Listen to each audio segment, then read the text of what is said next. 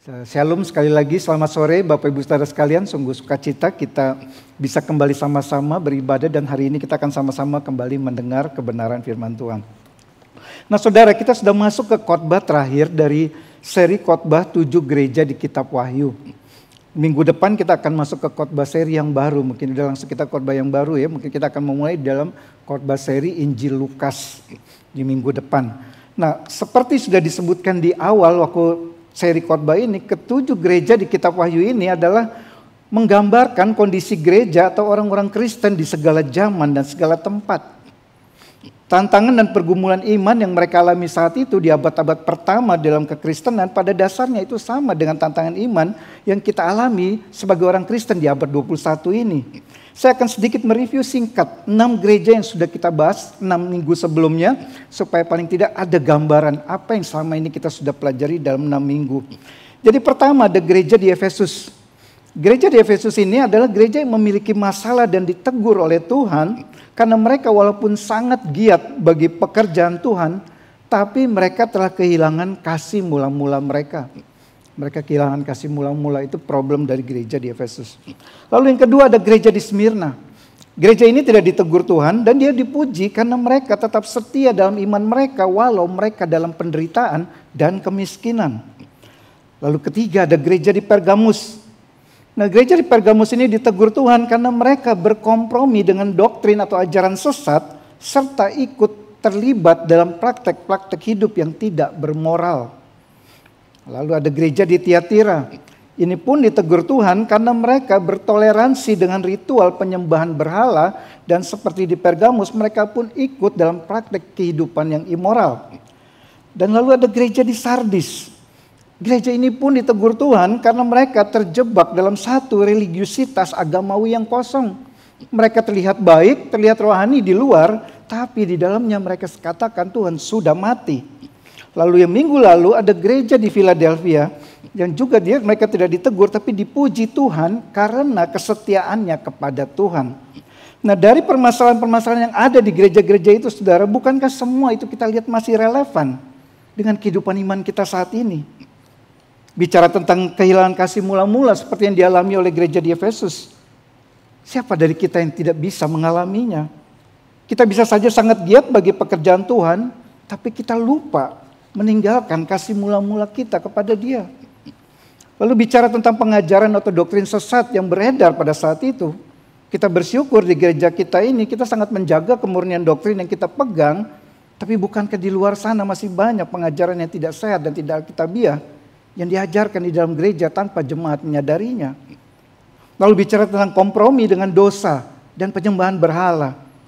Siapa yang dari kita berani berkata bahwa saya sudah sepetulnya tidak berkompromi sedikit pun dengan satu dosa tertentu.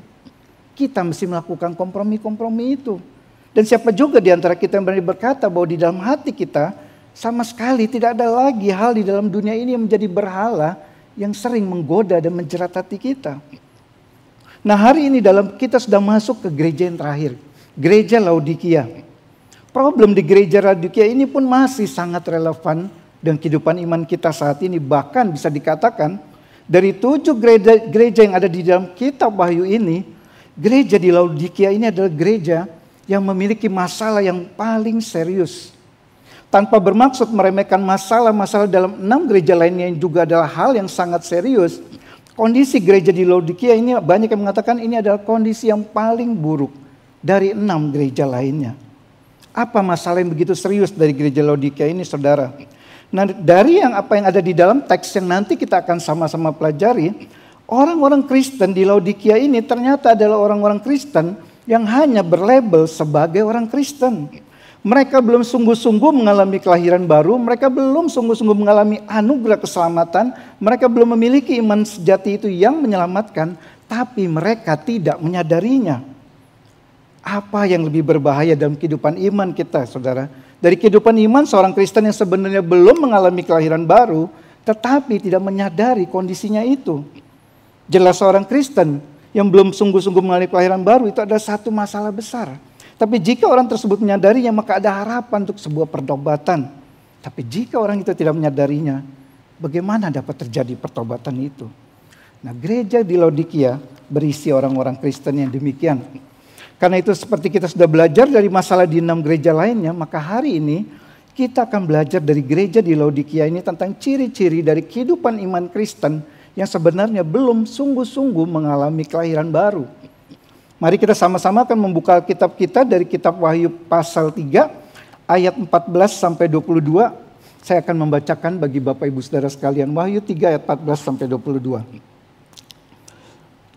Dan tuliskanlah kepada malaikat jemaat di Laodikia. Inilah firman dari Amin, saksi yang setia dan benar, permulaan dari ciptaan Allah. Aku tahu segala pekerjaanmu, engkau tidak dingin dan tidak panas. Alangkah baiknya jika engkau dingin atau panas.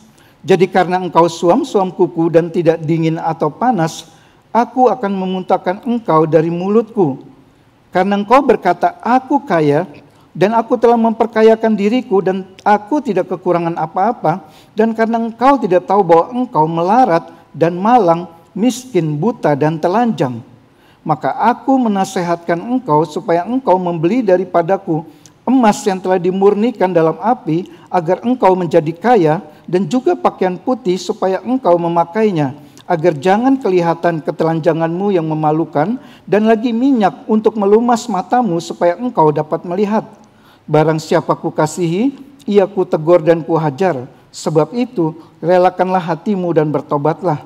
Lihat, aku berdiri di muka pintu dan mengetok. Jikalau ada orang yang mendengar suaraku dan membukakan pintu, aku akan masuk mendapatkannya dan aku makan bersama-sama dengan dia dan ia bersama-sama dengan aku.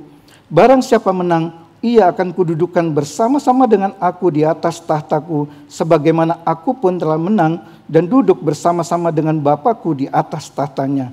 Siapa bertelinga, hendaklah ia mendengarkan apa yang dikatakan Roh kepada jemaat-jemaat. Mari sekali lagi kita tundukkan kepala, kita berdoa.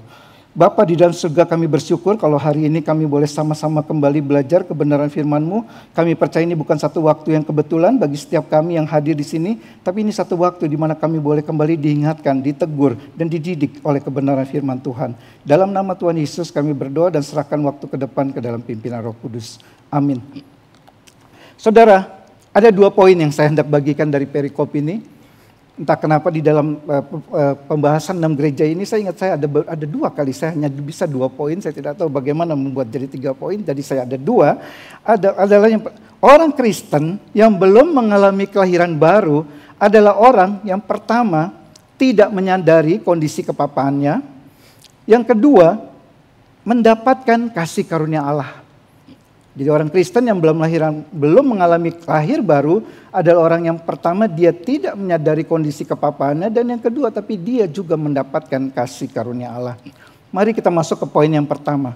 Orang Kristen yang belum mengalami lahir baru adalah orang yang tidak menyadari kondisi kepapaannya.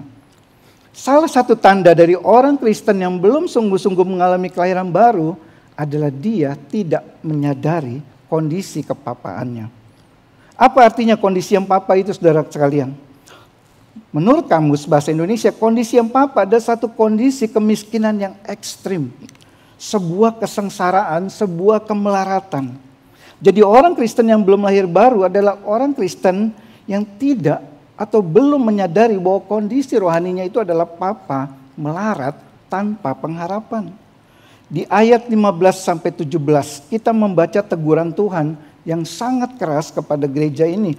Kondisi mereka dikatakan Tuhan sebagai kondisi yang tidak dingin dan tidak panas. Di ayat 15 lalu dikatakan Tuhan, alangkah baiknya jika engkau dingin atau panas. Apa maksudnya ini, saudara sekalian? Ada 2 hal yang harus kita pahami dengan benar pada waktu kita membaca kalimat ini. Yang pertama, apa maksudnya benar-benar yang tidak dingin itu dan tidak panas? Dan apa maksud yang kedua, Tuhan mengatakan lebih baik salah satu, dingin atau panas. Nah, jika kita salah menangkap maksud dari 2 pernyataan ini, saudara sekalian, seperti yang saya dulu juga pernah pikirkan, maka kita juga menjadi salah dalam menilai permasalahan yang sebenarnya ada di gereja Laodikia ini.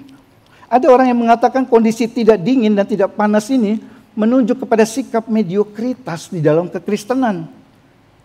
Kondisinya nggak dingin, kondisinya tidak panas, adalah kondisi kerohanian seorang Kristen yang mediocre, Seperti apa orang Kristen yang mediocre itu? Orang Kristen yang mediocre adalah orang Kristen yang diistilahkan sebagai kualitas imannya itu moderat. Standar saja saudara. Enggak rajin banget kerohaniannya, tapi juga enggak malas banget. Biasa-biasa saja. Enggak terlalu militan dalam melayani Tuhan, tapi juga bukannya acuh. Enggak terlalu taat juga, tapi enggak menyimpang banget juga. Jadi enggak benar-benar tinggalin gereja, tapi juga enggak rutin datang gereja dan seterusnya. Yang intinya orang Kristen mediocre yang tidak dingin tidak panas ini adalah orang yang imannya itu biasa-biasa saja. Di tengah-tengah. Apakah benar ini saudara sekalian? Apakah ini maksudnya Tuhan bahwa kondisi di dalam gereja Laodikia ini yang tidak panas dan tidak dingin ini bicara soal semangat rohaninya?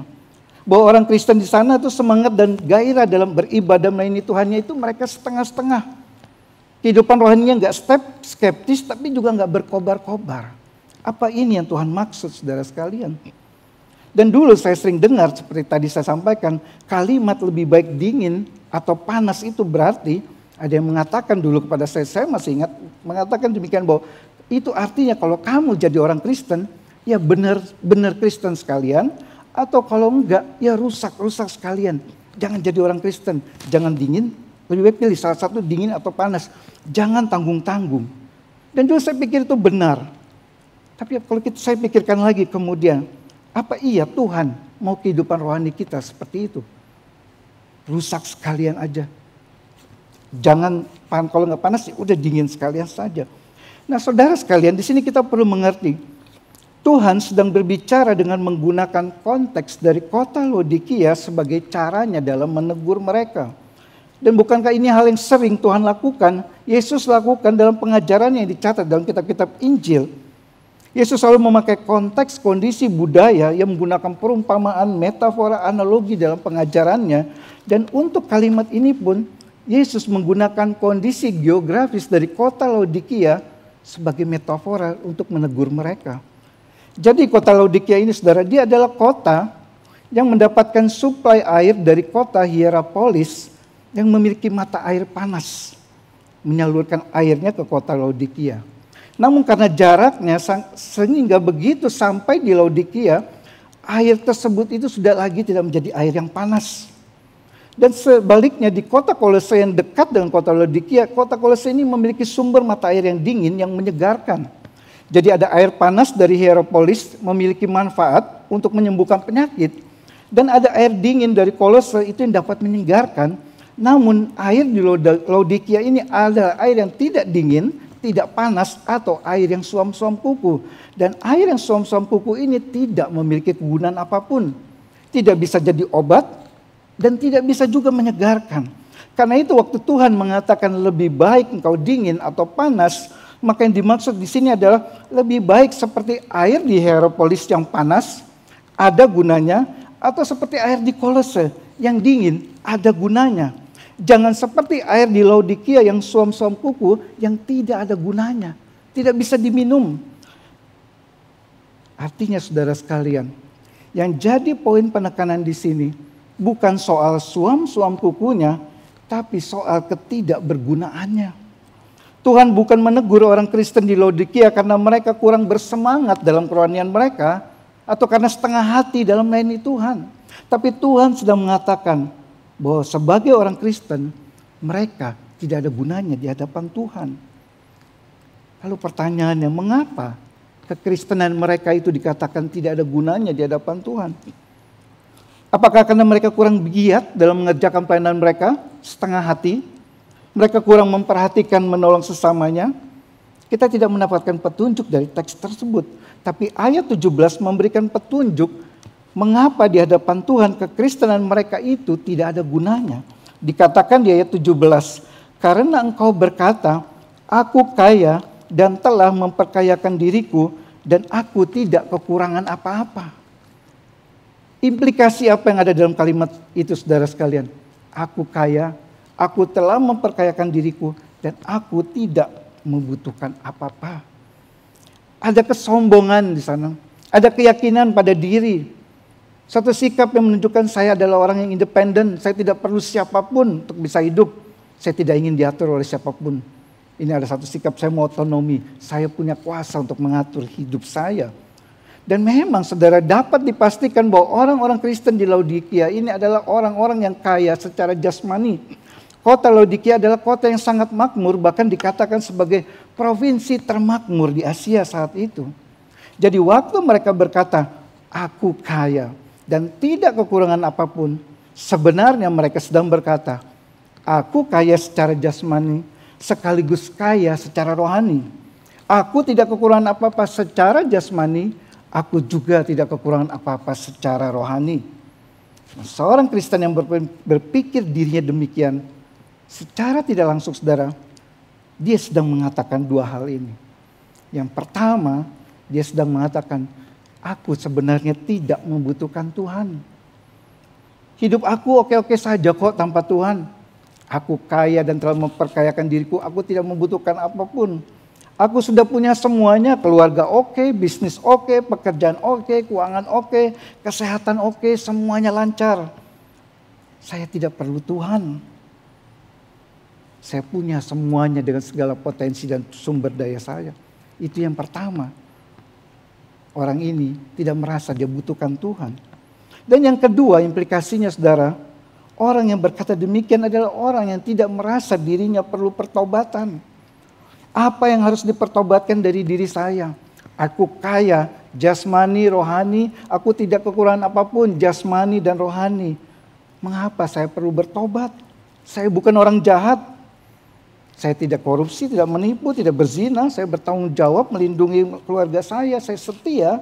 Saya adalah orang Kristen yang baik. Pada dasarnya itulah yang mau dikatakan orang-orang Kristen di Laodikia. Aku kaya. Aku tidak kekurangan apapun. Saya masih ingat saudara, kalau saya berkumpul dengan teman-teman saya dulu waktu masih kerja atau waktu masih kuliah. Dan berdasarkan pengamatan saya, bisa salah, bisa benar, teman-teman saya ini, orang-orang Kristen ini di tempat kerja dulu, menurut saya adalah orang-orang Kristen yang sepertinya belum lahir baru.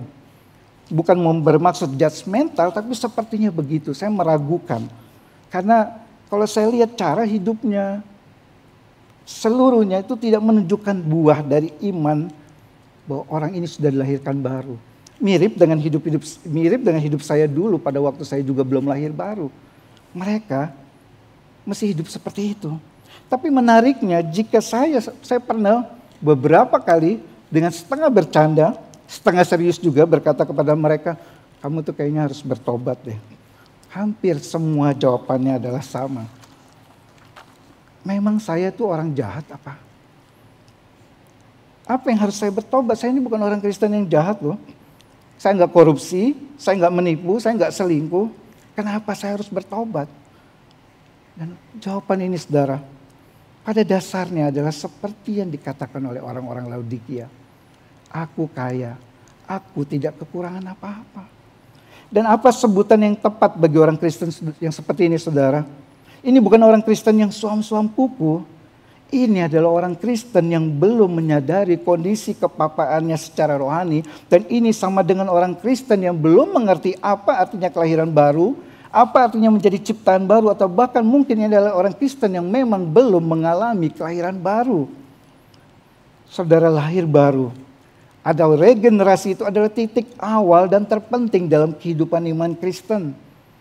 Kita tidak akan bahas ini secara detail sekarang, seperti tadi sudah disampaikan. Kalau saudara ada yang mau tahu lebih detail tentang proses keselamatan ini, termasuk di dalamnya lahir baru, saudara silakan datang pada hari Sabtu nanti di Bible Study Kemang. Saudara bisa datang, bisa belajar, kita bisa diskusi. Saya tidak akan bahas itu, tapi yang jelas di dalam Yohanes 3, Yesus mengatakan dengan sangat clear kepada Nikodemus. Di ayat 3 Yesus katakan, jika seorang tidak dilahirkan kembali, ia tidak dapat melihat kerajaan Allah. Bukan hanya tidak dapat masuk, tapi dikatakan Tuhan Yesus bahwa mereka itu tidak dapat melihat. Mereka nggak ada ide kerajaan Allah itu seperti apa. Mereka tidak tahu apa yang indah dari kerajaan Allah, sehingga mereka yang orang belum lahir baru tidak mungkin menginginkan kerajaan Allah.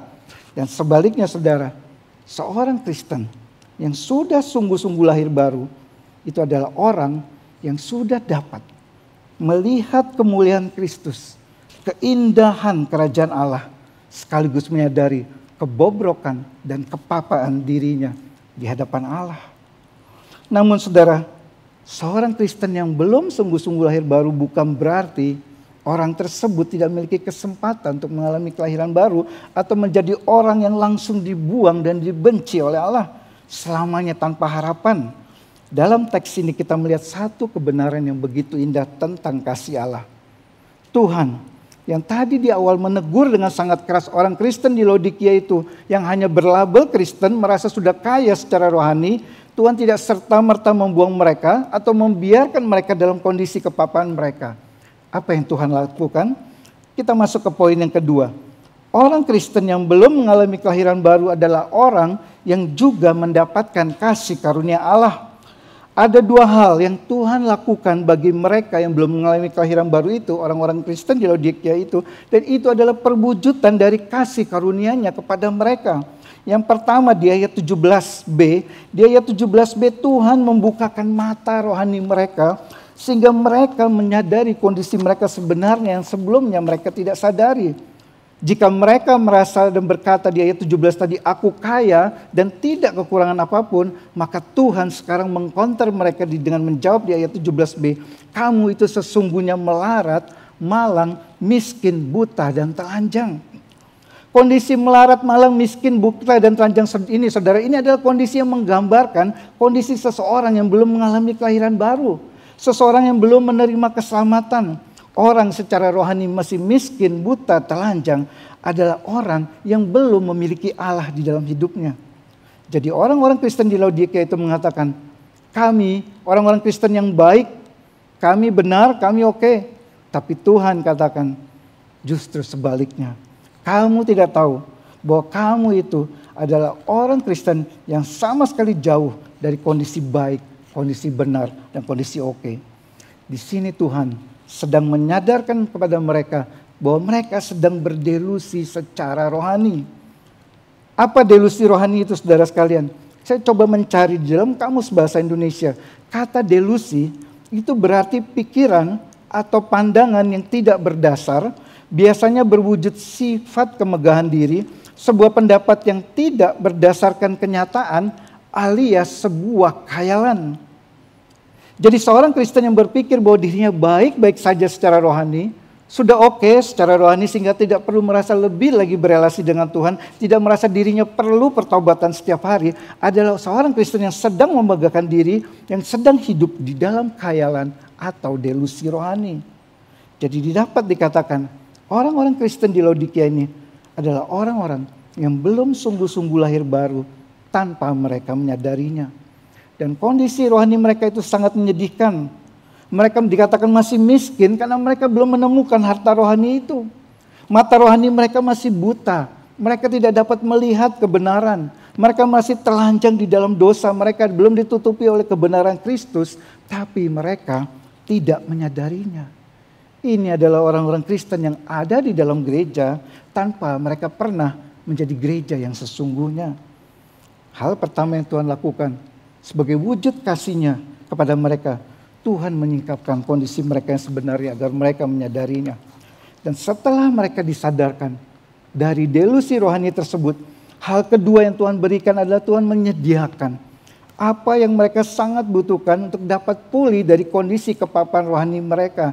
Di sini Tuhan kembali memakai konteks dari kota Laodikia sebagai metafora dari apa yang mereka butuhkan dari Tuhan. Di ayat 18 Tuhan katakan, supaya engkau membeli daripadaku emas yang telah dimurnikan dengan api agar engkau menjadi kaya. Jadi setelah Tuhan menyatakan kondisimu itu begitu papa, melarat, miskin, buta dan telanjang, Tuhan berkata di dalam ayat 18, maka aku menasehatkan engkau supaya engkau membeli daripadaku emas. Ada 3 hal yang Tuhan berikan di sini. Yang pertama Tuhan katakan membeli daripadaku emas. Apa maksudnya emas ini, saudara? Seperti tadi saya katakan, Laodikia ini kota yang sangat makmur.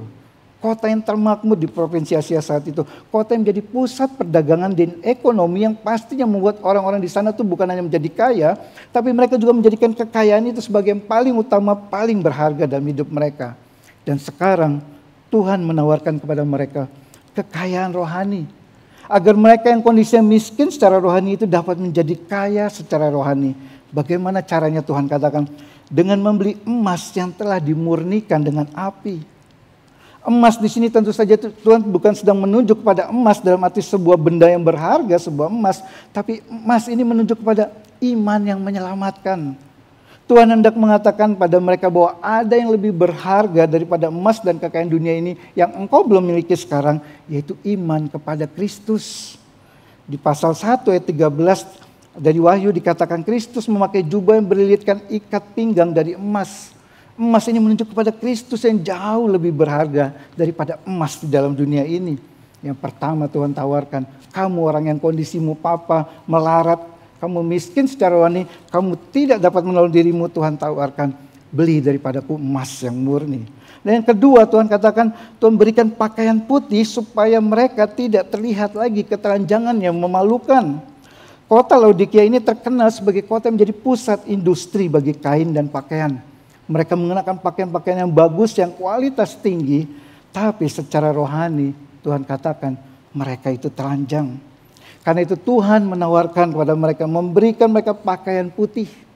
Pakaian putih di sini menunjuk pada kebenaran dan kekudusan Kristus yang mau dikenakan pada mereka. Sehingga mereka yang tadinya telanjang secara rohani itu dapat ditutupi oleh kebenaran dan kekudusan Kristus yang dapat mereka membuat menjadi orang benar di hadapan Allah.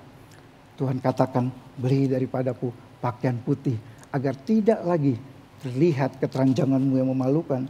Dan yang ketiga Tuhan katakan, berilah daripadaku minyak untuk melumas matamu supaya engkau dapat melihat.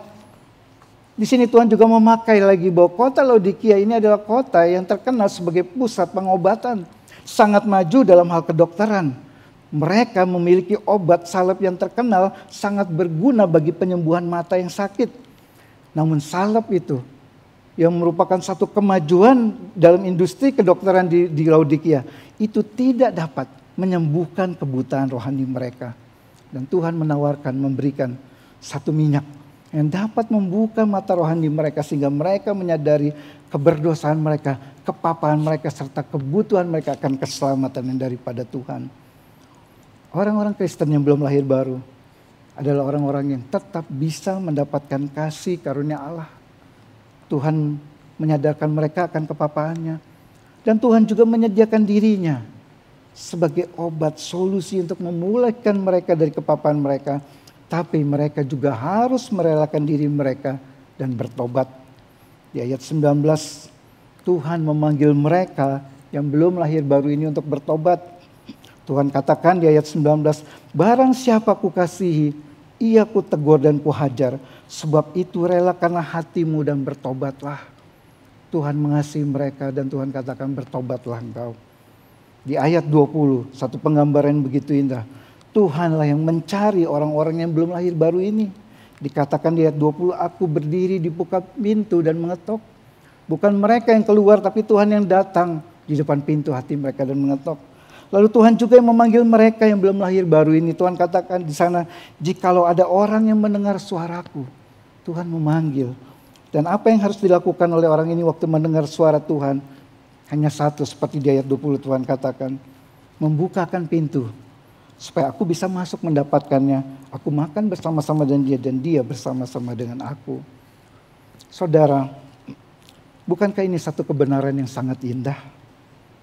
Kita orang-orang yang sudah mengenal kebenaran, yang sudah mengalami kelahiran baru, sudah diselamatkan oleh anugerah Allah di dalam Kristus, yang sudah menemukan kekayaan yang sejati di dalam Kristus. Ingatkah saudara akan kondisi saudara demikian sebelumnya? Ingatkah akan kondisi kita semua sebelumnya, saudara sekalian? Bukankah kita semua tadinya adalah sama seperti orang-orang Kristen di Laodikia ini? Sebelumnya kita adalah orang-orang yang melarat, malang, miskin, buta dan telanjang. Tapi kita menyombongkan diri, merasa kita sudah tidak perlu Tuhan. Aku kaya, aku tidak perlu apapun. Tapi karena Allah begitu mengasihi kita, sehingga Ia menyadarkan kita dan memberikan dirinya bagi kita. Kristus yang kaya dan penuh dengan kemuliaan di sorga, Dia rela turun ke dalam dunia, menjadi miskin, karena kita, agar kita dapat menjadi kaya di dalam Dia. Kristus rela dipermalukan di depan banyak orang, dilucuti pakaiannya sebelum Dia disalib, agar kita dapat menerima pakaian kebenaran yang menutupi kita dari keteranjangan dan malu karena dosa-dosa kita. Kristus yang mulia rela dianggap sebagai orang yang malang hidupnya karena mati dengan cara yang begitu hina, begitu malang, yaitu disalibkan, agar kita bisa keluar dari kondisi kemalangan rohani kita. Sudahkah saudara melihat kemuliaan Kristus ini? Jika belum, saudara sekalian, seperti orang-orang Kristen di Laodikia yang dipanggil untuk membeli emas yang murni, pakaian putih, minyak agar mata rohani mereka terbuka, maka Tuhan saat ini juga memanggil setiap saudara untuk memilikinya. Bukan dengan membeli, tapi secara cuma-cuma saudara bisa memperolehnya waktu saudara mengundang Kristus masuk ke dalam hati saudara. Bapak Ibu Saudara sekalian, kita sudah membahas 7 gereja yang tercatat dalam kitab Wahyu dengan segala permasalahannya yang dapat menjadi peringatan bagi kita agar kita jangan jatuh dalam dosa yang sama seperti yang dilakukan oleh mereka. Namun selain belajar dari dosa dan kesalahan mereka, kita juga dapat dikuatkan dengan janji yang diberikan Tuhan di akhir dari setiap surat kepada ketujuh gereja tersebut. Karena itu di akhir daripada pembahasan 7 gereja ini, saya mengajak kita semua untuk melihat satu keindahan dari janji Tuhan yang diberikan di dalam setiap 7 surat itu. Kalau saudara perhatikan selama kita 6 minggu termasuk hari ini, di dalam setiap surat kepada setiap gereja selalu ada satu janji yang indah yang Tuhan berikan di dalam penutup surat itu, yaitu diakhiri dengan janji Tuhan, barang siapa menang. Kata menang ini saudara, ini identik dengan pertandingan. Dalam sebuah pertandingan, akhir dari pertandingan itu hanya ada 2 kemungkinan, menjadi orang yang menang atau menjadi orang yang kalah. Waktu di akhir setiap surat ini Tuhan menulis barang siapa menang, berarti saudara, kehidupan iman Kristen kita adalah seperti dalam sebuah pertandingan yang harus dimenangkan. Namun yang menjadikan pertandingan iman Kristen ini berbeda saudara, karena di dalam pertandingan ini kita sudah mengetahui hasil akhirnya. Apapun yang terjadi di tengah-tengah pertandingan iman kita, jika kita tetap setia, maka seperti Tuhan katakan, barang siapa setia, dia akan menang. Dan inilah memang menjadi tujuan dari penulisan kitab Wahyu. Untuk memberikan penghiburan dan pengharapan bagi kita orang-orang percaya yang tetap setia di dalam iman kita. Kitab Wahyu memiliki satu tema besar, yaitu tentang kemenangan Kristus dan gerejanya atas iblis dan para pembantunya.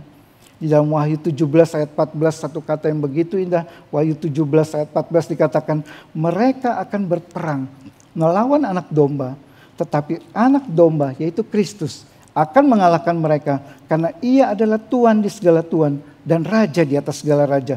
Mereka bersama-sama dengan dia juga akan menang, yaitu mereka yang terpanggil, yang telah dipilih dan yang setia. Jelas dikatakan di sana, Kristus pasti memenangkan peperangan itu dan dia telah menang, dan kita semua yang ada di dalam Kristus yang dikatakan bersama-sama dengan dia, kita juga akan menang. Tapi ada satu kata terakhir yang penting untuk kita perhatikan, yaitu di ayat 14 dari pasal 17 dikatakan, dan yang setia. Jadi saudara sekalian, seperti apa pertandingan iman yang saat ini saudara sedang hadapi? Mungkin ada dalam kita, di antara kita yang sedang menghadapi pertandingan yang begitu berat. Banyak pergumulan, tantangan, kadang rasanya begitu melelahkan. Ada kesusahan, ada kegagalan, ada kekecewaan. Namun dari pembelajaran kitab Wahyu ini, janji yang Tuhan berikan, jangan kita mundur. Mari kita jangan patah semangat, jangan keluar dari gelanggang pertandingan itu dan berlari terus. Tetaplah setia, karena seperti janji Tuhan tadi, kita adalah orang pemenang. Kemenangan itu pasti milik kita, karena Kristus telah menang di atas kayu salib bagi kita. Kita pasti menang, betul, tapi kita harus tetap setia. Namun apakah kesetiaan itu yang membuat kita menjadi menang? Bukan saudara.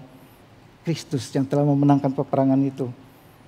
Karena Kristus menang, maka kita pun pasti menang. Inilah iman Kristen yang sejati.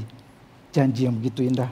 Seperti satu hal yang dikatakan oleh Charles Spurgeon yang saya sangat suka quote ini. Yang saya kalau bisa ditampilkan, dan saya tampilkan tetap di dalam bahasa Inggris karena saya rasa begitu indah dan saya takut salah kalau saya menerjemahkannya. Jadi seperti itu aslinya, tapi dalam bahasa Indonesia kalau saya terjemahkan, apa yang dikatakan Charles Spurgeon ini adalah bahwa imanku tidak bersandar pada diri saya, atau pada akan menjadi seperti apa nanti saya, atau pada perasaan saya, atau pada apa yang saya tahu, tapi pada diri Kristus, pada apa yang ia telah lakukan, dan pada apa yang sedang ia lakukan sekarang bagi saya. Jadi saudara, mari kita terus berjalan dengan setia dalam kehidupan iman kita, setia dalam pengajaran yang benar, setia menjaga hati dan hidup kita di hadapan Tuhan, setia dalam melayani Dia. Namun waktu kita kembali gagal, kita akan gagal, kita orang-orang yang sering tidak setia. Ingatlah apa yang dikatakan Tuhan di dalam Wahyu 14 ayat 1 tadi. Inilah firman dari Amin, saksi yang setia dan benar. Kristus yang setia dan benar. Dan hanya pada kesetiaan dan kebenaran Kristus itulah kita dapat menaruh seluruh pengharapan iman kita. Amin. Mari kita berdoa. Bapa di dalam surga, kami bersyukur kalau pada hari ini melalui pembelajaran dari gereja di Laodikia, kami diingatkan kembali sebagai orang-orang Kristen, orang-orang yang percaya kepada Tuhan. Kami diingatkan kembali betapa kondisi kami sebelum Engkau menyelamatkan kami. Kami adalah orang-orang yang malang, miskin, melarat, buta, dan telanjang. Tapi Tuhan oleh karena anugerah dan kasih-Mu, Tuhan selamatkan kami. Dan kami bersyukur, dan biarlah Tuhan janji kemenangan yang Tuhan telah selalu berikan di dalam ketujuh gereja ini itu menjadi satu penguat bagi kami. Bahwa di tengah-tengah pertandingan iman yang kami jalani ini, yang kadang begitu melelahkan, kadang merasa kami seperti sudah mau menyerah. Ingatkan kami terus untuk tetap setia karena kami tahu kami memiliki Kristus yang setia dan benar dan yang telah memenangkan pertandingan itu bagi kami. Dalam nama Tuhan Yesus kami berdoa. Amin.